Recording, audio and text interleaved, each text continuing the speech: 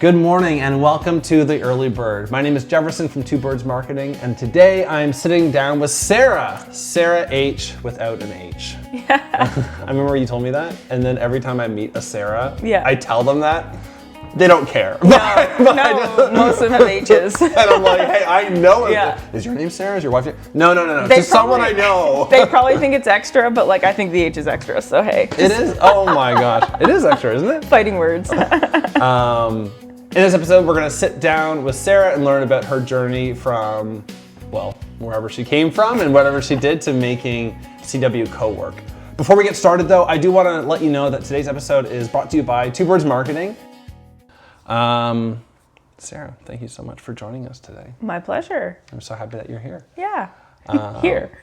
I know, you work this place. Today it would be just as good a time as any to let people know that Two Birds Marketing and CW Co-work have made a partnership agreement to work together for the foreseeable future. Yay! Yay! I didn't bring anything with me to celebrate. That's okay. But I'm pumped about it. Yays are good. Yes. We like yays are good. We like yays. Yays are, don't gotta prep for them. You can just jump right into it. Yeah. And so CW has become the home of the Early Bird podcast. And they've been awesome hosts so far. Yay. And so just want to say how thankful we are to be here. Hey, we're glad to have you. Just the idea that you're doing things to promote and support local businesses really aligns with our values. So it was a no-brainer, truly. Amazing. Mm-hmm. Perfect. Mm-hmm. So as you might know, we do typically like to begin with a game, some sort of thing to break the ice, get to know you a little bit more, hear about your insights, your weird thoughts, all that sort of stuff. So for today, we're gonna do something that is, I've seen online, it's ranking something without knowing what comes next. Do you know what I'm talking about? I'm not, maybe not. So I'll explain. So I'm gonna ask you to rank certain, and in this, for today, you're gonna be ranking movie characters that you would like to work beside at CW Co-work. Like this or that, kind of. Well, but like you're picking between two different ones? Well, so no. So, okay. Oh man, you're jumping the gun. No. So you're gonna rank them. That's okay. Oh, Sara, come on. Listen. Yeah. All right. So I'm gonna give you one iconic movie character at a time. Okay. And you're gonna rank them out of 5. So you're gonna give them first, second, third, fourth, and fifth. Oh, there's no ties. No, there's no ties. First being, this is the one I most would want to work beside. Okay. Fifth being, I would never want to work beside this character. Okay, do I have to justify Of decisions? Course you do. Okay. It's always about explaining your thoughts and your reasoning. But you can't change your ranking. So I'm going to give you a character. You have to just give them first, second, third, fourth, or fifth. Okay. And then they're permanently that position. You don't know what comes next. You don't know which character comes next. Deal. You just have to put them in somewhere. Yeah. Sounds good? Yep. Okay. And I love rationale. So you give us your rationale. Very excited for it. Before we begin, let me just make sure that there's 5 characters, because there might be 6. I'm like, 1, 2, 3, 4, 5, 6. Oh, it's 6. Okay. It's a good thing I checked. Okay. So you're actually going to be first, second, third, fourth, fifth, or sixth. Okay. Okay? Yeah. Sorry for the last minute. Maybe bonus. Bonus is 6, yeah. I guess. Or negative but bonus. You can. Yeah. But and you one can put. One is like, I want to sit beside this person, right? Yeah, one is like, well. Pinnacle. You might not want to sit beside any of these people. Right. You know what I mean? Like you might, but of the group, you would put them first. But again, once you've given someone a spot, you can't change it. Okay. That's their spot forever. Okay. You ready? These are iconic movie characters. Okay. Alrighty. First one is Jack Sparrow. Probably a 3. 3? Yeah. Why? Because he would keep things interesting. He would keep things interesting. Yeah, I mean, he would steal all my things, and that's true. He would probably use a lot of profanity and be loud, but he'd keep probably show up drunk a lot of the time. Potentially, which I mean, hey. Who's not nowadays? As long as you're not driving, you do you, I guess. He takes his ship here, I suppose. Yeah. Okay. Yeah, I'd say like 3. 3. Start with a middle ground. Right there. And then you're giving yourself space on both sides. The only thing I would say that would detract from that 3 is like how bad he smells. You know what? We would never know that from just watching the movie. Right. So we're just going to stick with what we know. Okay. Which Excellent. is 3. Okay. Next. Mulan. Oh, she's lovely. She's probably really quiet and sweet, and she sings nicely. I think she's probably a 2. Probably 2. Yeah. So you're holding out that there's going to be a better person to sit beside than Mulan. I don't know. I hope so. Well, you are. You've left number 1 Honestly, open. I get a mixed bag here. I have no idea who's coming in. Well, not who's coming in, but who's going to use the space. So That's true. Okay. I get along with a lot of people.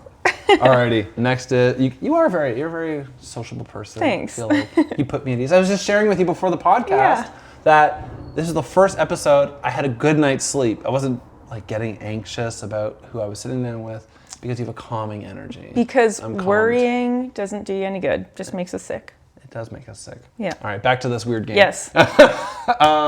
Loki. 6 for sure. Last. Yeah. Like no. Yeah. Really. Honestly, Why? I probably would discourage him from becoming a member. Why would you do that? Well, first of all, I haven't seen all of the movie season, I'll be honest with you, but I just know that he's like quite bad evil. news. Yeah. He is. Yeah, if we're talking color scales, like he's definitely a green. Yeah. Yeah. I only saw until the first Avengers movie, but he was the bad guy for that movie. So if he gets good, I just don't know. So I don't know either. There's a show about him. And he's kind of smart too, and he's got magical powers, so I would just be like, just too much. yeah, just too maybe much just for like this space. you can sit over there. Okay. Sit over by the fire. So you've used up 2, 3, and 6. 6. Okay. Yeah. All right. Next up, Ellen 1. Ripley. Oh my 100%. god. Ellen Ripley is number 100p. I love Alien. Aliens is my favorite. I love Really? Martinez. I love Ripley. Huge fan. Oh my Huge gosh. fan of Alien. You had no hesitation. No, 1 for You sure. were- She's awesome. She is like strong. She is powerful. She's brilliant, and she literally kicked this giant alien's butt. She did. She is a badass. Multiple times. She is a badass. Yeah. You Can't could, keep you could do Ripley much down. worse than Ripley. Ripley 100%. Okay. And I named the first puppy I There's ever lore got. behind this. So The first puppy I ever got actually was named after Newt, which Really? if you were a Of fan course, of the from Aliens, she's the right, girl that the little Ellen- girl, yeah. Ellen saves. I literally named an animal after Really? her Because her little of friend. the franchise. Yes. Oh my gosh. Yeah. But of course, myself included, there's a lot of frustration with the third Aliens movie because if you've seen the third one, you know that Newt and the doctor, like cyborg guy, die in the first. And it's the prologue, just that way we can get Ellen back alone again on this new like cult planet. Yeah, I mean, the more movies that you have, you got to get creative with how you bring. Like, sure, we didn't want Newt to die, but I didn't want Newt to die. No. In my headcanon, she's not dead. The third movie and the fourth movie don't exist. sure, It's she's just- preserved somewhere. Yeah, exactly. Yeah. Right. It's all okay. It's like Ripley will never die. So you've used up 1, 2, 3. You only have 4 and 5. Sure. 'Cause 6. Okay, so Sure. Harry Potter. Oh, we like him. He just, yeah. I mean, I would have ranked him higher if I could, but I'll rank him. 4? What am I at? 1, You- 2, you have 3, 4 and 5 4. left. Yeah, I'll rank him 4. You're going 4? Yeah. Okay. And Although then- he does have like a lot of bad energy that's falling And from everywhere. he's started a lot of mischief at Yeah. Hogwarts. So are you sure you're confident but in he your has 4? a pure heart. Bro, a he has lot a of pure people with heart. pure hearts are doing bad things. I don't Are know. you He sure? doesn't mean to do bad things. He's doing them for the right reasons. Okay, that's true. I can get behind that. Okay. And then last, you can't move. You can't choose where this guy goes. So 5 Number 5 is the Eye of Sauron. Oh yeah, maybe that one would have been 6. Maybe that one. But you can't. But like Loki and the Eye of Sauron, they're similar shapes, you know, very evil. Very the evil. crown and the thing. I'm actually happy with that because You're happy with your list? not knowing who's who, I mean, I think you did a great job. yeah, Ripley, Mulan, ladies first, you know, top 2 positions were ladies. I would almost. Jack Sparrow. He would be fun. Like there's some Yeah. redeemable qualities to Yeah. working beside Jack Sparrow, I think. Yeah, I think he'd also not be here very often because he'd always be on an adventure. He wouldn't. He I can't don't sit think you can still. bank on that though. You can't be like, guy's not gonna be there. Like you're just showing up and be like, probably he won't be here. I like the list. I think you did a good job with the Yeah, list. yay, that was fun. Now, hold on. Bonus round. 'Kay. Because as you rightly pointed out, today is May the 4th. Yeah, may we- the force be with you. May the 4th be with you. May the Force be with you. Yeah. So we're going to do a whole nother round, but with exclusively Star Wars characters. Well, that's interesting because I've never even watched it. So, don't say I've that. watched like one movie. Okay, well, hopefully Okay. from pop culture alone, Okay. you will have enough information. And same rules. Yeah, same rules. Okay. 6 slots. Okay. Okay. Okay, don't crucify me, people. We're crucifying her. 'Kay. All right. Number 1, Princess Leia. Oh, we like her. Probably like a 2. You're holding out Yeah. for a better option. Well, She's really 2. high though. I like 2. She's good. Okay. Yep. She got cool hair and She's very like Everyone loves Ellen her. Ripley energy, like Everyone- badass, yeah. pushes Yeah. against the system. yeah. You know? The reason I didn't put her first was just because she's the first one. Yeah, Feels like a trick. Probably. Feels like a trick. Okay. Darth Vader. Oh, 6. You're right. Lord, you're right. He's pretty bad. I can't even say anything against that. You're right. Okay. Jar Jar Binks. Oh, he's a sweetie. I'm pretty sure he's a good guy. I can't think of a more annoying person. Yeah, he'd be very loud. I would not want. I would rather have Jack Sparrow than Jar Jar Binks. I want to put him as a 3. You can put in 3? Yeah. Wow. You're I mean, he would be annoying to sit beside if he was on a 3? Zoom call. He's a good guy, right? He is a good guy. Yeah, he's just annoying. I mean, we can't help who we are. That's true. He is authentically We all himself. need a place. And we can have it here. We all need a place. Unless you're Darth Vader. You can't. True. Okay. Yoda. Oh, 1. Yeah? So much to learn from him. Yeah. That's true. So wise and cute. He is wise and cute. And I feel like 1's a good spot. I feel Yeah. like 1 makes a lot of sense. Yeah, and I'd aspire to be like him. You aspire to be like Yoda. Wait, let me just show you my ears. I know. I've been really pulling them out lately. If this was Enchanted season, I'd have ears on. Han Solo. Okay, I guess what are we at? We're at 1, 2, 3. So he must And be a 6. 4. Yeah. 4. He's kind of a... Is he a good guy or a bad guy? Oh, he's a good guy. Yeah, he's a but good he's guy. like... He's dangerous. Ooh. He's good to look at. You know what I Yeah. mean? Like he's a good looking guy. I mean, yeah. He's also aged very well. Have you seen Yeah. Shrinking? Yes. Oh my gosh. I've seen some of it. Have you? Yeah. It's like my favorite show now. It's so good. It's good. Yeah. It is Does really he good. actually have Parkinson's in real life? I don't think so, Okay. but I don't know. Yeah. I don't know. I couldn't say.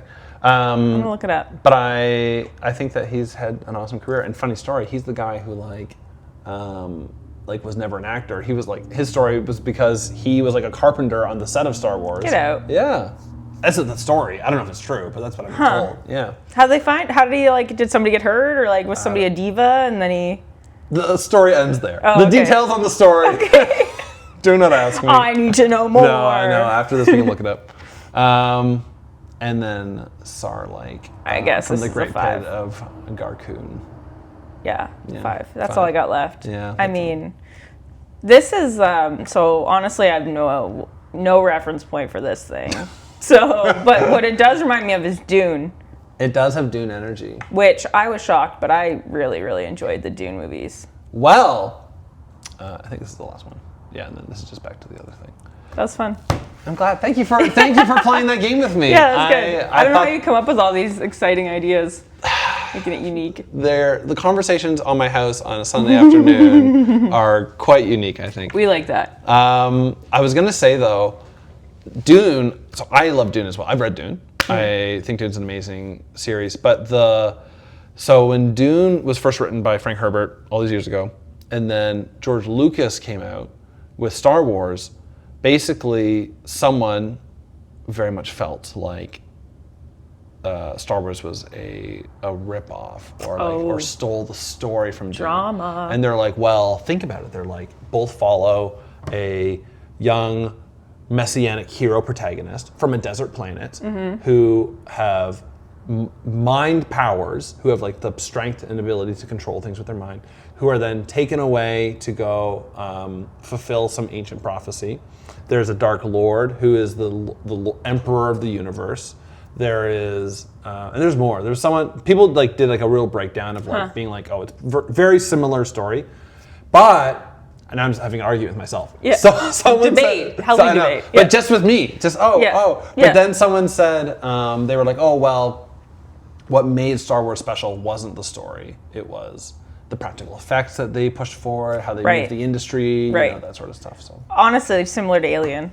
yeah, Alien, even like if you watched Alien today, it's still terrifying, and the effects that they have, even shot in the 80s, still hold true today. Practical effects. You're 100% right. Yeah. Practical effects have aged way better than all these movies that came out in the 2000s that use CGI but poorly. Yeah. And then they just look bad. Just early tech. You're right, but like Aliens looks really good. But the third one, this is more reason to hate the third Aliens movie. That's when they started to enter this world of like, oh, we'll just use CGI for everything. Yeah. But it looks bad. Right. So the first two look very good. Yeah. And then Yeah.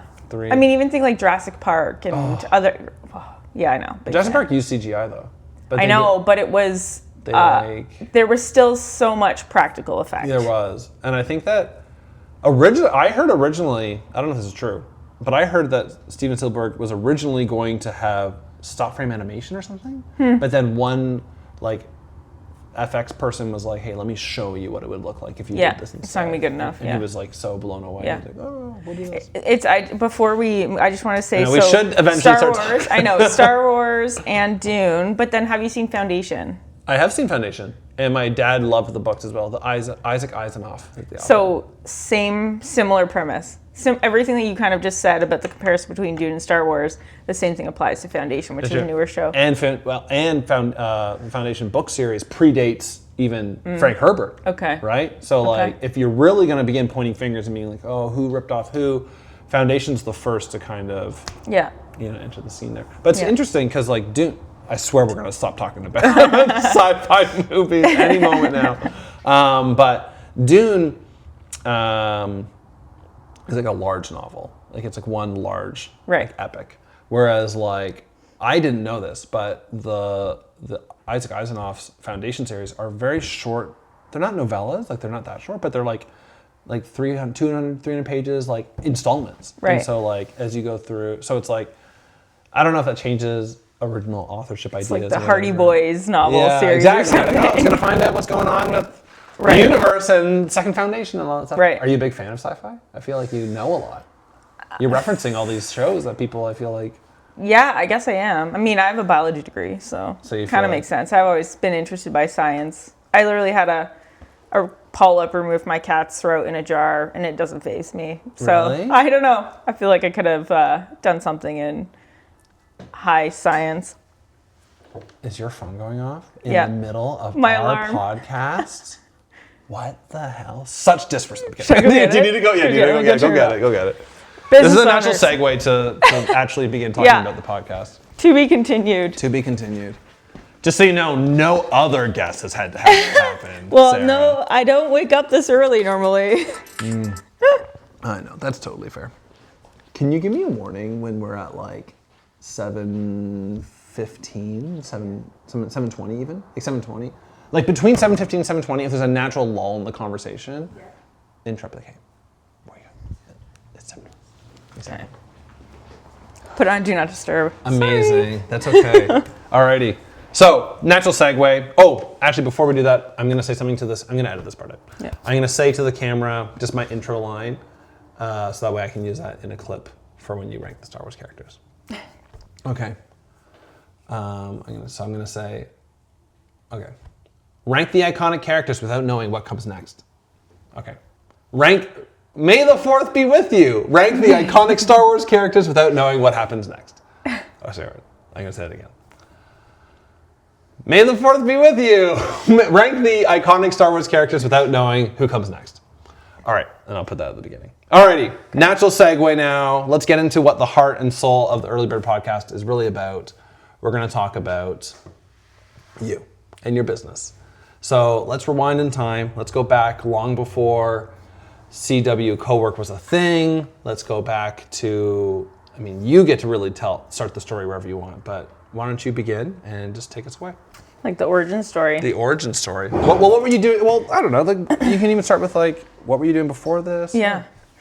Yeah. So it would have been, I moved to Centre Wellington or Elora in 2018, 2019 after living in BC for a long time. Are you from BC? No, I grew up in the GTA, but I moved, so I went to school for environmental biology and I actually have a master's in forest conservation as well, so wow. Shout out tree huggers. Shout out tree huggers. Oh my gosh. And really? Then, yeah, really. And then I moved to BC after I finished grad school for a job in the industrial forestry sector, working for a forest products company, but in the woodlands management, so ground truthing, not literally jumping, but kind of jumping out of helicopters, doing layout of potential cut blocks, protecting natural features, making sure riparian or like water body buffer zones were accurately put in place so that they could avoid just being disturbed during harvesting operations.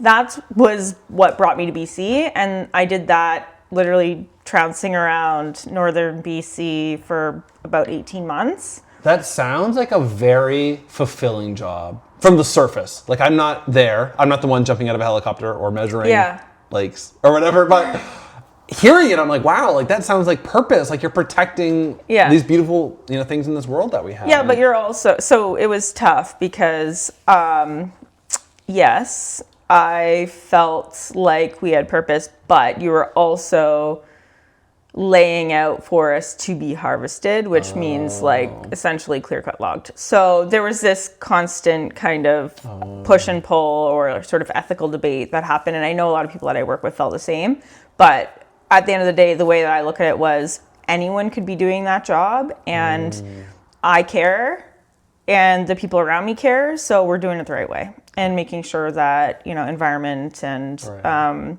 social values are balanced with economic values. So that was what kind of kept me going. But I did only do that. I was like 25. My first week in BC, Prince George, I turned 25. And then that same week was my first time snowmobiling or using a compass and a map to literally orienteer into the middle of nowhere, which was pretty wild. But it also was my first time in a helicopter, and then I did it many more times. So what I'm hearing from you is that BC, amazing experiences, life-changing opportunities. Yeah. But then you came back. And it really was, though. So I stayed there for 6 years, but I did that for 18 months. I went out there to get my professional forester designation. Some friends had gone out there after grad school as well and said, come. Yeah. And it was a really great experience, but it took me about sort of a year and a half to get noticed for being young, keen, and driven. Mm-hmm. And I kind of got poached, to be honest with you. So there was an economic development agency that served northern BC, 75% of the land mass of BC, only 7% of the province in northern BC, or population, live in northern BC. And the goal was truly to help build and diversify the northern economies, as you know, boom and bust cycles of sawmill towns, mining towns. Don't say as you know to me. I don't know anything. Know. Don't we all know about northern BC economics? Rural Canada. What, you don't? Dummies? Our economy is heavily aligned with resource development, natural resource development. Ontario? Canada in general. And the further you get away from Toronto, the more that becomes apparent. And some of you might know that boom and bust cycle, which is sort of a mine opens and then a mine closes and the economy grows and then shrinks again around job opportunities for people and families, right? Sure. So that's true for forestry mills. We've heard this a lot in the last 10 years. The mills that make lumber have gone through a lot of ups and downs, and it's all related to global economics and supply chain and demand and all those different components. Okay. Long story short, I started working for this organization, Northern Development Initiative Trust, shout out, who basically introduced me to rural economic development, and that was literally I was hooked from there. I worked on business programming, so I was a manager of business development there. I essentially supported companies to improve their level of sophistication to be able to meaningfully and actively participate in a growing economy. At the time, BC LNG was a big thing out there, liquefied natural gas, in case you're not up on the acronyms.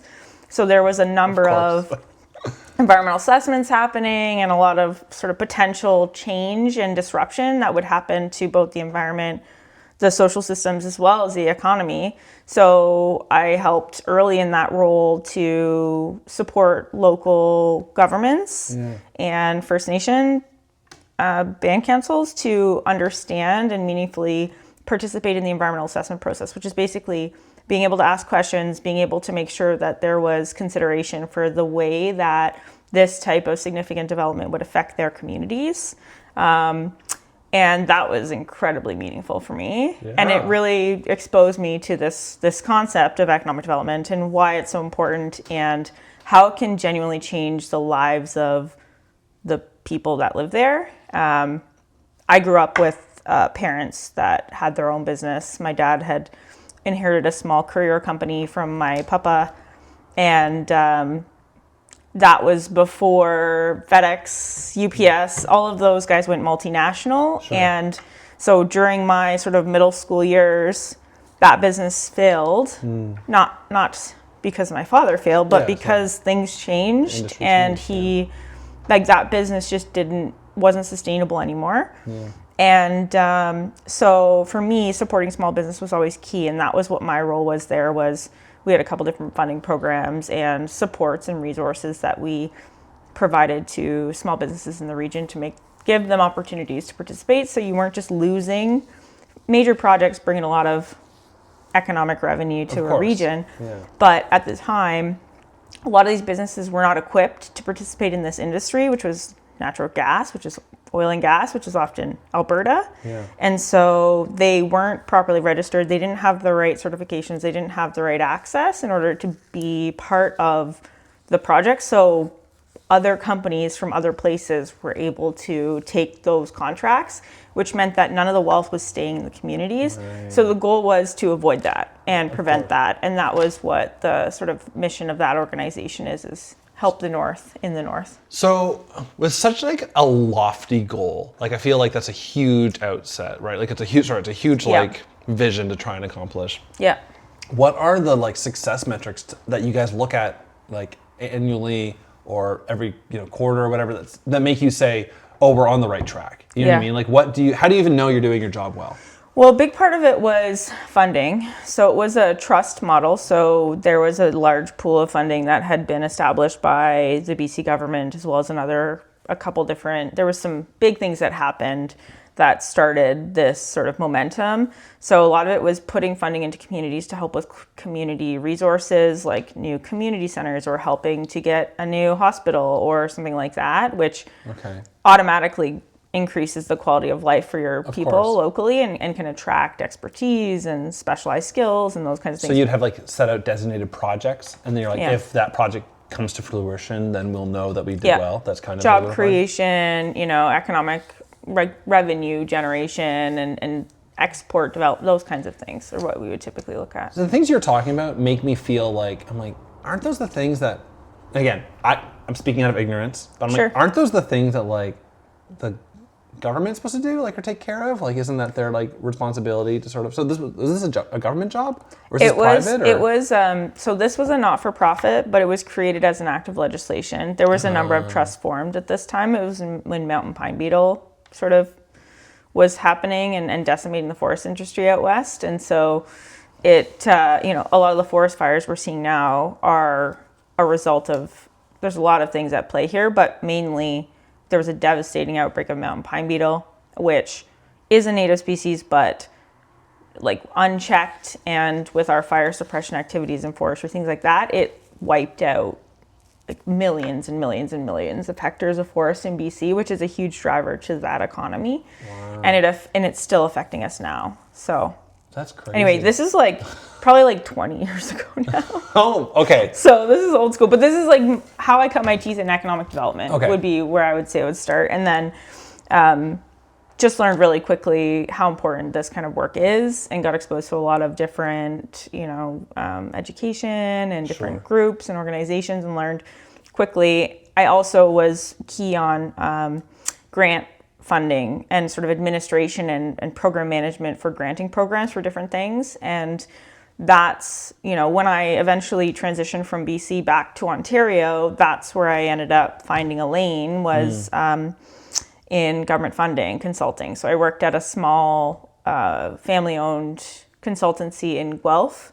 That's when you first moved back? Yeah. Sorry, back up. Hold on. Yeah. So don't tell me about Guelph. So why did you come back? 'Cause it sounds like the work you just said really super meaningful to you. Felt like you're making like good work in the world. So what drew you back to Ontario?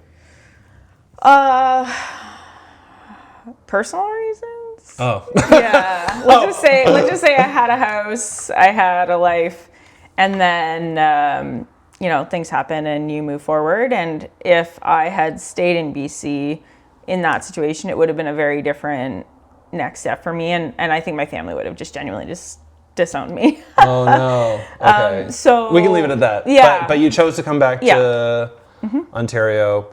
Was it intentional about coming back to Guelph or like the GTA or north of the GTA? Before that I was in Toronto because I went to U of T, and a lot of my friends actually were in Toronto, and I think a lot of them still hold it against me, sorry guys, that I didn't move back downtown. But after living in northern BC and like drive 10-20 minutes down the highway in any direction, you're like literally in the bush. Like there's moose everywhere. It's wild and rugged and rustic and natural and beautiful. Wild. I couldn't, I couldn't go back to the city, the smells, the noises, the pace, the access to nature, honestly, the bugs. Like yes, there's mosquitoes in BC, but anyway, finding a place in Toronto where I wanted to be, it just wasn't the lifestyle that I wanted anymore. BC changed you. BC changed me, take the girl to the mountains, but anyway. Take the mountains. Yeah. But that's great. I've heard many people talk about the cultural difference of BC compared to Ontario, like that life seems slower there. I wouldn't say slower, but it's definitely more balanced, and you're encouraged to, well, it's not even encouragement. It's like everybody's humbled by the mountains in BC, genuinely. And it's not even just a matter of they're beautiful. It's like they are terrifyingly beautiful. Right. They are treacherous. They just, I don't know if you've ever had this, but I remember going to Jasper for the first time. And I just remember standing there being like, wow, this literally is changing my life and my outlook, because every little thing or every little stress or anxiety or worry, as we were talking about earlier, it just makes those things feel so small. And I genuinely, when I was out there, would say everybody from the GTA needs to just be plopped in front of a mountain for a day. We have a mountain. Just jump to Hamilton. We've got the mountain. Right. I just actually dropped my sister off at the airport there last week, and it is beautiful there. And I took the scenic route down the side of the mountain, which was gorgeous, but it's not quite the same. No. And it's one versus just landscape, My dad is from Alberta. Yeah. And he would always be like, Hamilton, that's not a mountain. I know. That's a hill. Let's just say BC ruined skiing for me. So I can't ski in Ontario without just thinking about the good old mountains that you should respect and make life so simple. Yeah, exactly. So you're back in Guelph. What year was this? This was 28. So I came back in October 2018, packed up a U-Haul, drove across the country with my dad. We did it in crazy fast. I think we left on a Saturday morning at 9-10 by the time we got coffee and breakfast, and packed everything, and then drove through Jasper. And my dad's a courier, as I mentioned earlier, so he can drive. This man can drive. I was thinking we were doing this sort of eat, pray, love, soul trip across the country, and he's like, I gotta work on Monday. we gotta be back by Sunday night. I was like, oh. So okay. So you're driving through the night? Oh yeah. So fast forward to bonkers. Sunday night at 2:00 in the morning in Ignace, Ontario, which is very far north. Sleeping across from an abandoned, or there was a petrol can across the street, and we're sleeping out front of an abandoned building. Wow. 2-3 hours, because neither of us can keep our eyes open at that point. Get up the next morning and get breakfast at this diner right down there, which is the only place. Of course, paying $170 for gas, which now is a deal. Yeah. And then we carried on, and we ended up getting in at 1 a.m. on Sunday night or Monday night, I guess, and then he went to work the next morning. Oh my gosh. Yeah. That's bonkers. And then I moved to Centre Wellington. My cousin, Grand River Equine, she is a equine vet, and she had just bought a house in Fergus. She'd moved there from Brampton. And she was after staying with my parents for sort of a month or so, she was I have a whole house. You're welcome to come and stay with me until you figure out what you want to do next. So I did that. So that was your first experience to Centre Wellington? I mean, I think I'd come to Allure when I was a kid, But maybe like on a living school trip. here, But yeah, living no, here. yeah. So yeah. what was were you like, oh wow, my future? Honestly, I loved it. Oh. I loved it. I love the architecture. I feel like behind that tone there was more No. thought behind it. No, well, there's access to nature here, which you don't That's true. get in a lot of places in Ontario. Growing up in Brampton, which used to have nature, doesn't anymore. And there was opportunities and proximity to Guelph, proximity to Orangeville. It is convenient that way. Yeah. When I was looking at where I wanted to end up, I was looking at roles in Guelph, Orangeville, or Barrie. Those were kind of that was the 3 cities that I was looking at in terms of being close to family. Because if I'm coming home, I'm coming home. Yeah. And I want to be present and part of the lives of my family who I'd missed out for many years. And then, I ended up finding a role in Guelph at the consultancy that I mentioned. So you still at this point were not deciding to pursue entrepreneurship, become your own boss. You were very happy. It was always there. It was always there. I have notebooks of my little business models or business plans that I would just get ideas of. And really, you can ask any of my family or friends. They'd say something, and all of a sudden I'm like, oh, this could be a business, and we would so sketch it out. How much of it was it around? So you ended up you've created sort of a really cool spot where business owners and people who work from home can come and gather together and work. Was that always the end goal, or was it just like business oriented? We're gonna make something. Yeah. I would say that idea came to me after I'd already been sort of daydreaming about something. Had a few things kind of stop, start, or stall. And then this one was more, I had left my corporate role, which that company I was working for was acquired right out of the pandemic. The one that you got hired on in Guelph, you said? Yes, and I was a director there and managed accounts, and we did government funding consulting, so identifying, qualifying, and helping companies apply for funding to do projects that would have economic impact, jobs, So regional, those kind of things. Some really cool projects actually, even locally, that I know about, which is kind of neat to see. And so there was some value alignment in terms of my goal and role of helping small businesses access funding. And so I had to make a decision that, maybe this isn't the right pathway for me. So that was 5 years of working for that company, and I parted. And I started to work with a small practice, sort of a management consulting firm out of Calgary that had some interest in building something out for their client base. And also I did that for about a year and a half, and it just also wasn't quite right. And then in that period, I got the idea about the co-work because it had been 5 years at this point of me sitting in my bedroom window, slowly going insane, being like, working by myself, creative field, extroverted person who really values community and like that energy that you get from being around colleagues. Yeah. And so honestly, the thing that sparked the idea was when the Soulworks building or the schoolhouse in Salem came up for lease. And I went and looked at it, and I was like, oh my goodness, this could be really cool, like schoolhouse co-work or some sort of model. And went and looked at it, and obviously that building is quite noteworthy and, has heritage value. So doing a reno and making that work was going to be a little bit more difficult than possible, as well as some limitations on how long that building was going to be available, yada, yada, yada. So at that point, I was like, oh, I should probably write a business plan if I'm going to do this. So I wrote the business plan. Honestly, I think I wrote it in like one foul swoop. Like I just went for it, pounded it out, all free written, like before all, Gen AI and whatever. And sent it in to a friend of mine, not friend, but associate of mine, Rick. Whoever's listening to this, just know you're not Sarah's friend. Like friend now, but at the time it was just somebody I'd met a couple times. Sure. But Rick from Community Futures, Wellington Waterloo Community Futures, They do financing solutions for small businesses and especially in rural communities.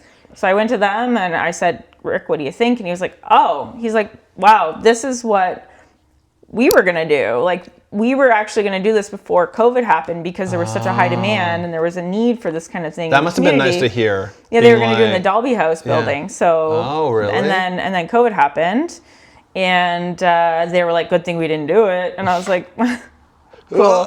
Yeah. All right. He's like, but are if you you going to want give to me money or not? Like, but if you want to run it and manage it, like, that's awesome, and we would love to support you. And they've been nothing but supportive. I highly recommend those How long guys. ago have you, so what year? This would have been, I think the first time I called Rick was like May 2024. Can I just ask, when did the money drop in the account? It was sort of tranched because I didn't want to pay interest on a whole bunch of money that I was going to use right away. So you just took like little segments at a time? Yeah, so I think the first payment would have been like November 24. Was there something about that moment? It was weird. It was pretty surreal. You're like, wow. Yeah. What would you say? But also terrifying of to course. get a loan. Like, you know, it's not like, yeah, they provide financing. We still have to pay it back with interest. It's not a gift. It's at the time, this is when interest rates had just like shot up crazy high, right? So you were just kind of betting that this was all gonna. I was hoping for the You're best. still kind of. I mean, I guess that's all entrepreneurs, right? Like every Yes. entrepreneur is basically, I'm gonna bet on myself. I think that I can make something that's gonna be like awesome and gonna support me in my life. And when I think about, you know, I've had tons of business ideas, and we could probably sit here and I could spend an hour just brainstorming business ideas with you, but actually taking that first step and doing something about it had never happened before. Yeah.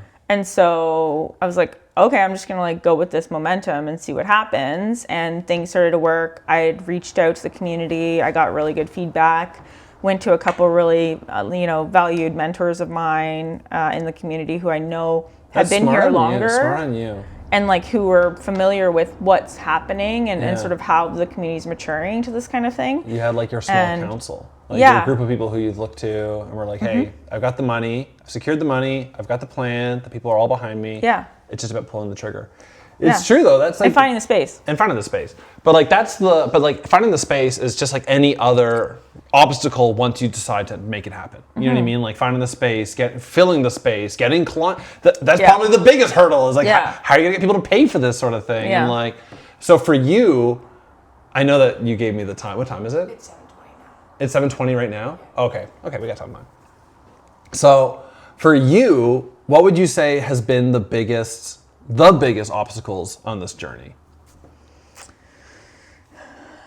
Commercial real estate availability and pricing in this town is tough. There's not a lot. I mean, the whole model that we're building here is to support small businesses so that they don't have to take that burden on themselves.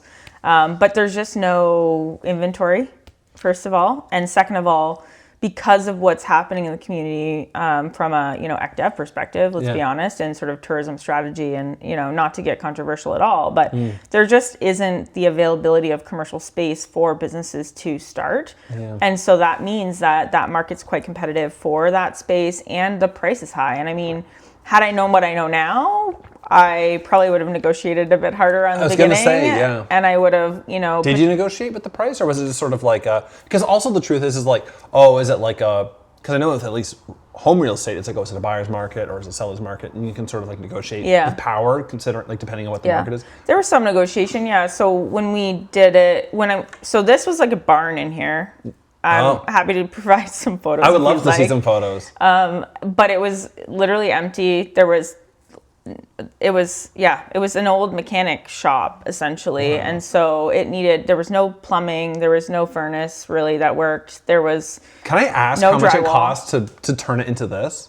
I mean, I would say it was, I don't want to give you a real number because that gives an idea, but I can say that it costs more than you expect. Really? To renovate. But really the part that is the struggle is like month to month. Yes. Right? Your carrying cost, which, the biggest cost obviously for me is rent. And you'd probably be surprised at how much I pay here. It's a lot considering. But then on top of that, you've got all your utilities. You've got your, 1 gig fiber service. I know. Direct to the building. So then that you're paying for. All of these different components that... And then you got dummies who are telling you that you should get special mugs and other things too. And yeah, merch. Merch is shockingly expensive. Everything's expensive, man. Yeah. But that's crazy. Yeah. So knowing what you know now, cost of everything, and you're looking at... And the other thing I'll say too is, it's a new model for this town. So like this is a new type of business. So in terms of like that, in food products, we call it, consumer impressions, or how do people see this? I had only been here for a few years. I didn't grow up here. So the people I knew, I'd met just from making connections in town and being the person that I am, putting myself out there, being supportive and a positive contributor. I was on the board of Big Brothers Big Sisters for a long time. So that helped. But I really was starting from scratch because most of my circle here don't work from home. And so it was like kind of honestly, a little bit of a Hail Mary. I respect that though. Getting people in the door, getting in front of people. As someone who is also not from this area and starting a business here, like I find there's a lot of people who have business here. This was their hometown, and I'm not trying to like, oh, well, they this and this. Like everyone has their own challenges for sure, but it's like I almost look on with a sense of maybe not even jealousy is the right word, but I'm like, oh, like seeing them being surrounded by people who support them because they've known these people their whole life. It's just their social circle who like are uplifting up these like entrepreneurs, which is amazing and should happen. But it's like as someone who's not from this town entering into the space being like, I'm just gonna do something, and then just hoping the community comes around you is huge. Like that's why I applaud you for doing that. Because well, I think like one of the things that I've learned in this town, and I've done a lot of moving around, like I went away for school, I've, went to BC, I've come back, I've started over a lot. Yeah. And I've been fortunate that I was an athlete, so like I can just, full scholarship athlete. Yeah, so I would go and, I'll play volleyball or I'll join a softball team or wherever I move. So I get that sort of built-in, baked-in community. But here, what I've found, because there is such an undertow of like tourism, you don't know who's local, who's not. One of the first questions when I meet somebody, are you local? And I mean, I don't know if that means I have a bias or not, but it makes knowing whether they're local or not just like helps you to know if you're going to invest in that relationship, which sounds bad when you say it out loud. You have to be strategic, yes, I think. And I mean, it is a small town and you want to support and you want to be, positively contributing. But I'll get to the point is, if you're not doing something positive or contributing or giving back to this community, you're going to have a heck of a time trying to find a foothold in. And I think, for me, I was on the board of Big Brothers Big Sisters. I was volunteering. I was doing a whole bunch of different things and getting involved in the community. And that really helped to sort of familiarize people with me and help them understand that I genuinely am trying to contribute positively to what the community You're building needs trust. are. You're building trust. Yeah. No. So that is huge though. And I mean, as a game plan, I feel like it's funny because I sit down here with entrepreneurs and some of them will like, you have this like, it sounds like you've got like a really strong game plan. Like you didn't enter into this being like, who knows? Like, well, obviously there is a level of who knows. Of there course. was an idea of a strong game plan, but also. But like you are thinking about these things and it's like, I feel like sometimes people have entered into this and they have like this plan at least that they're trying to follow along there versus people who are just like showing up and are like, I'm just going to do this. But like, I think that you're right. At the end of the day, everyone has a level of, you have to just roll the dice eventually. Well, and I think part of it too, like some of the work that I do has prepared me for this, not only the ECDev stuff, but I work with a lot of businesses. In my role right now, I work at, Canadian Food Innovation Network. I support Ontario-based food tech startups with understanding their value proposition, identifying and refining their product market fit, helping them to prepare for pitching and investment, helping them understand, commercial pathways and how to scale their business up. Yeah. So like I do have a lot of understanding on sort of the business nuts and bolts that help me to make the way for this. No, I mean, and don't get me wrong, just because I know some of this stuff doesn't mean that it's always clear and like a straight line in terms of implementing it. But you've seen people go down that road before. And I've seen the opposite even partner too. with them. Yes. I've seen the opposite, right? Where you go in eyes wide shut. Eyes wide shut. Eyes wide shut, and really passionate, focused, and niched out. Yeah. And you're like, this is going to be amazing. And then interest rates skyrocket, money's not cheap anymore, and people have made business decisions that they're stuck with. And so being realistic, practical, and trying to do things sustainably is important. Of course. I think that you've seen me here with my hand on the wheel. So I do see the wheel, the anticipation. I know. I really have enjoyed this conversation. Yeah. I wish it could have gone on for another hour, but we have places to go and things to do. But we can't end a show without doing the Wheel of Big Questions! Oh. I bought this wheel like years ago and used it once, and I was like, what a waste of money. I can't believe I bought this thing. It's so stupid. But now I use it every week, and I'm so proud. Yay! Okay, so I think you know how it works, but I'm just going to reiterate it just to be sure. You're going to spin the wheel, and then there is a corresponding question board. Okay. I know that this is 100% chance, but we have not opened a blue or a green. Okay. So if you could just try. Just try? Just try. I like blue and As green. you spin it, think big green, big blue thoughts. Should I go? You should do it! Big green energy. All right. Okay, so I peel off this. You're gonna peel it off. Which one, this one? Or is it all of it? Of course this one. Okay. There's like double lines here. Oh yeah, each one has two. Why can't I get this? Okay. I will say. Was this gonna break? Am I like... Do I actually peel it off? Yes? Okay. Okay. There you go. And then... What did you believe? Oh gosh. Oh, you know what? Pedro got this question last week. I'll do that. All right. Okay, what did you believe early on that turned out to be completely wrong?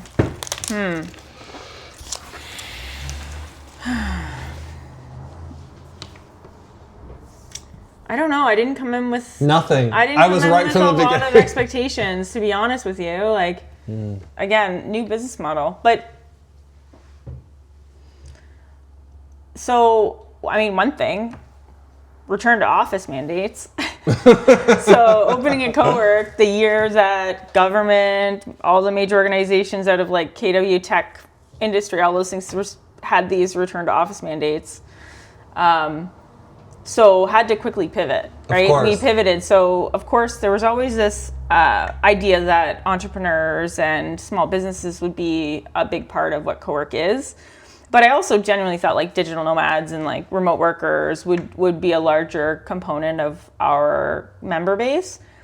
But I realized very quickly that what we're doing is actually almost like a business incubator. Like we're supporting business from the ground up. And so maybe like 4 or 6 months in, I was like, you know what?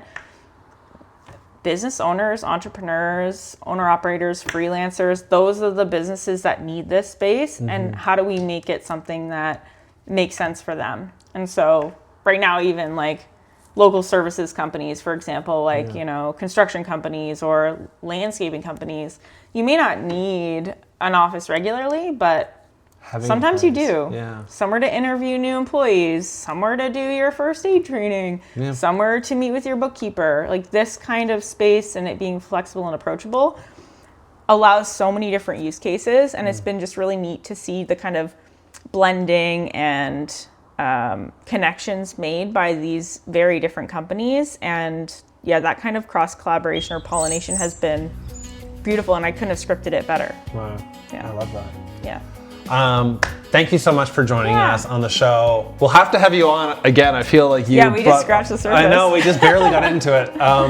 If you haven't been to CW Co-work yet, you should come because it is a great place to meet, to hang out, and get some work done. I am a member here, so you might even run into me. But no, this is a wonderful... Rank Jefferson. Rank? Rank Jefferson, that's who you want to sit beside. Oh yeah. I hope I rank better than Darth Vader. Or the Worm Monster. But anyways, thank you so much for being on the show. Thanks for having me. I'm excited to host you guys regularly. Well, it's I think there couldn't have been a better fit. We're super pumped to be here. Yay. Alrighty. Boom!